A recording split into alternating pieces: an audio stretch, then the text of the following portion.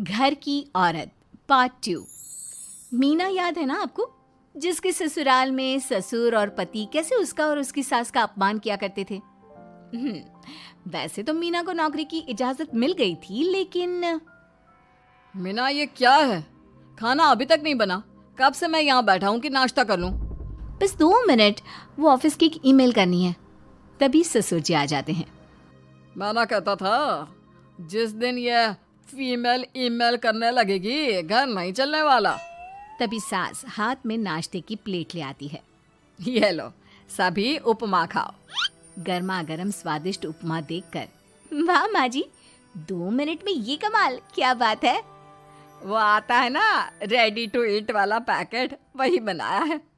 स्वाद बता बहू कैसा है। कल तक जो बीवी पति के नाम से ही कांपती थी, बहू के आ जाने के बाद कैसे उड़ रही है, ये देखकर ससुर जी को आ जाता है गुस्सा। हाँ हाँ, पैसे तो पेड़ पर उगते हैं ना, या तेरा बाप दे जा रहा है जो बैठे बैठे पैसे खर्च कर रही है।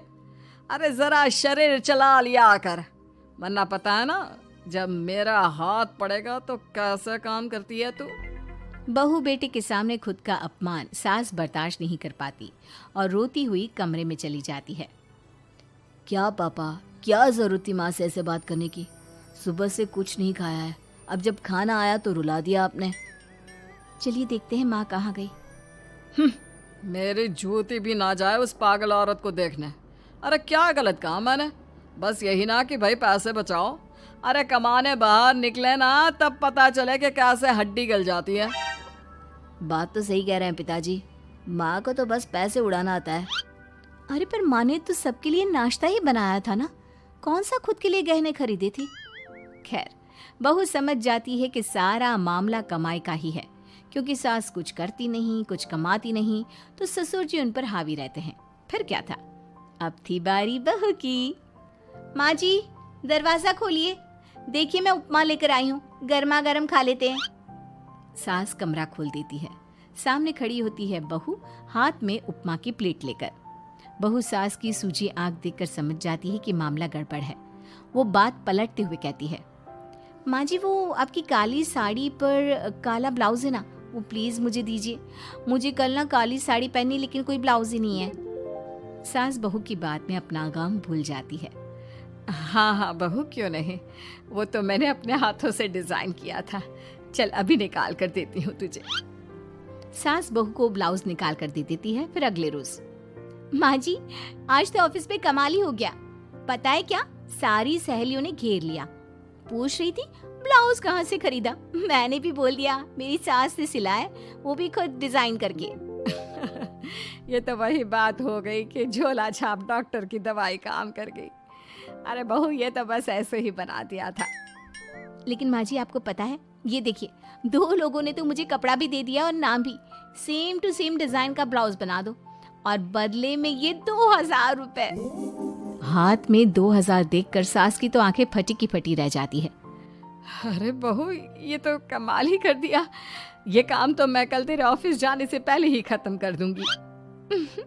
सच्ची माँ जी, कैसे इतनी जल्दी? अरे बहू, वो बस नाप है ना, उसी के आकार का काट काट कर डिजाइन ही तो देना है। ये तो मेरे बाएं हाथ का खेल है। अगले रोज बहू ऑफिस जाती है और फिर शाम को 2 ब्लाउज ले आती है। अरे बहू, क्या बात है, लेकिन इसकी डिजाइन। बहू फोन में सास को डिजाइन दिखाती है। अरे ये तो बच्चों वाला डिजाइन है, रुक अभी थोड़ी देर में ही दे देती हूँ। सास बहू को कपड़े सिल कर देती और बहू सास को रुपए। फिर एक रोज, माँ जी ये लीजिए कपड़े, लेकिन इसकी सिलाई मैंने ज्यादा ली है। तो क्या है ना, हैवी काम है तो मेहनत ज्यादा लगेगी ना आपको। अरे रहने देती बहू, मैंने कौन सी बुटीक खोली है। बहू को सास की बात में दम लगता है और वो कुछ सोचती हुई निकल जाती है।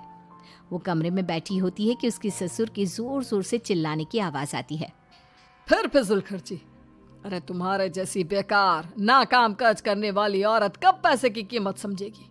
क्या जरूरत थी ये मशीन खरीदने की?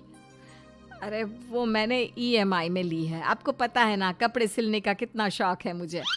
हाँ तो क्या दर्जी बनोगी, लोगों को पकड़ पकड़ कर नाप लोगी? अरे कुछ तो शर्म करो। तभी बहू आ जाती है, उसके हाथ में चाबी होती है। माँ जी ये चाबी, मैंने चौराहे में आपके लिए बुटीक खोला है, पैसा लोन से लिया है तो काम करके आप चुका देना। और हाँ माँ जी, कल उद्घाटन है तो 11 बजे दुकान में पहुँच जाना, पूजा में आपको ही बैठना है।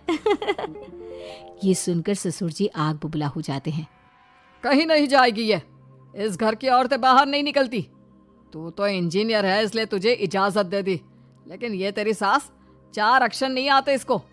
अरे रहने दे, क्यों पैसा बर्बाद करवा रही है। सास को डांटने की आदत ससुर जी को जो लग चुकी थी। सास बहू की ओर देखती है। तो माँ जी कल वक्त से तैयार रहना। ससुर जी आप ही तो माँ जी को कहते थे ना उन्हें पैसे की कदर नहीं है, तो अब वो खुद ही कमाने जा रही हैं। अरे और क्या पापा, देखिए मीना ने कितना अच्छा बुटीक खुला है माँ के लिए। अरे रहने दो, ये कुछ नहीं कर पाएगी, गंवार कही की। ससुर की रजामंदी ना होने के बाद भी सास काम करती है, लेकिन ससुर भी ससुर होता है। एक रोज सास देर से घर आती है। कहाँ घूम रही थी? या कोई वक्त है घर आने का? घर का ठेका क्या आप मर्द लेंगे? अब लगोगी रसोई में, क्योंकि तुम्हारी बहू रानी भी नहीं आई अभी तक। पापा आज बाहर से ही मंगवा लेते हैं। आज बहुत ज़्यादा काम था, किसी की शादी का पूरा कपड़ा सिलना था। कल उन लोगों की ट्रेन थी, खुद बैठ कर काम करवा कर गए हैं। बहू ये पैसे हैं आज के गल्ले के, ज़रा संभाल ले। ससुर देख रहा होता है कि कैसे कल तक जिस औरत को वो बुरा भला कहकर डरा कर रखता था वो आज उससे ज़्यादा कमा रही है। देखते हैं कितना दिन कमाती है। ससुर अब रोज़ कोई ना कोई ऐसा काम करता जिससे सास का काम बंद हो जाए। फिर एक दिन, हे भगवान 10 बज गया, बुटीक खोलने का वक्त हो गया है, लेकिन ये मेरी साड़ी, इस पर ये क्या गिर गया, पता नहीं किसने क्या डाल दिया, अब क्या करूं। सास दोबारा अलमारी से दूसरी साड़ी निकालती है, फिर उसे प्रेस करती है और किसी तरह बुटीक पहुंचती है जहां पहले से ही कस्टमर खड़े होते हैं। अरे क्या हो गया? लगता है काम चल गया तो मैडम के भाव बढ़ गए। पता है इस धूप में पिछले आधे घंटे से खड़े हैं, पता होता तो वो बगल वाली शॉप में ही दे देते। अरे अरे माफ़ करिएगा, वो क्या हुआ ना, तैयार होकर निकल ही रही थी कि साड़ी में सॉस गिर गया, दोबारा साड़ी चेंज की तो आप आई। ठीक है, लेकिन अब आ गई है तो ज़रा जल्दी से कपड़े दे दो, हमें जाना है। सास को कस्टमर की बात बुरी लगती है, लेकिन क्या करती, वो जल्दी से सभी को सारा सामान देकर विदा करती है। सारा दिन काम करती है। वो निकल ही रही थी कि एक कस्टमर आती है। जी वो मेरी साड़ी है ना शादी की, उसका लहंगा बनवाना है। हाँ हाँ क्यों नहीं, बनवा लो। शादी की साड़ी के साथ इमोशंस जुड़े होते हैं। बिल्कुल सही बोला आपने, परसों मेरी शादी की सालगिरह है तो ज़रा बना देना। अरे नहीं नहीं, इतनी जल्दी कहाँ तैयार होता है शादी का लहंगा, कम से कम 4 दिन तो।